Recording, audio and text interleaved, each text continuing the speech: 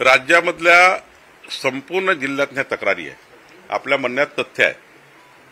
आता मी काल notice issue केली आहे राज्यातल्या प्रत्येक डेपोला, 57 डेपो आहे राज्यामध्ये। त्यांना नोटीस इश्यू केली आहे की डेपो चालवण्याची कार्यपद्धती आहे, त्या कार्यपद्धतीमध्ये जे लोक डेपो चालवत नाही त्यांचा प्रत्येकाचा वेगवेगळा रिपोर्ट तयार करून शासनाकडे विभागीय आयुक्तांनी पुढच्या 3 दिवसात पाठवायचा आणि जे डेपो निकषाप्रमाणे किंवा दिलेल्या अटी शर्तीमुळे डेपो चालवत नाही ते सर्व डेपो रद्द केले जातील। याकरता शासनाची भूमिका क्लिअर आहे। वाळूबद्दल कुठलाही कॉम्प्रोमाइज नाही आहे।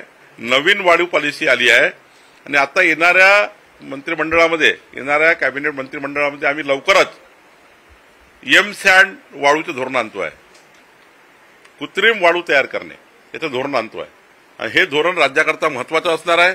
प्रत्येक जिल्ह्यामध्ये 50 क्रेशर आम्ही आणतोय, ज्यातनं एम-सॅन्ड तयार होईल, कृत्रिम वाळू तयार होईल।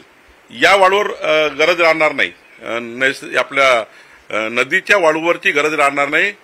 कृत्रिम वाळूचे आम्ही मोठ्या प्रमाणावर क्रेशर लावतोय राज्यामध्ये आणि त्यामुळं जे बदमाशी, आता तुमचं म्हणणं खरं आहे, ती बदमाशी जी डेपोवर होते आहे ती बदमाशी आता आम्ही पुढच्या 8 दिवसामध्ये संपूर्ण डेपोचा रिपोर्ट मागवू।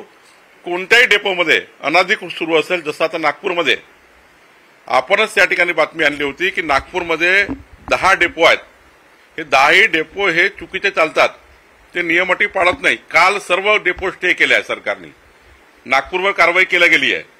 कालपासून नागपूरचे सर्व डेपो बंद झाले आहेत आणि 7 दिवसाच्या आत जे डेपो अटीनुसार काम करतील त्यांना आम्ही सुरू करू, नाही तर सर्व डेपो हे रद्द केले जातील। भंडाऱ्यात या परिस्थितीवर यासाठी चौकशीची मागणी सुद्धा होत आहे।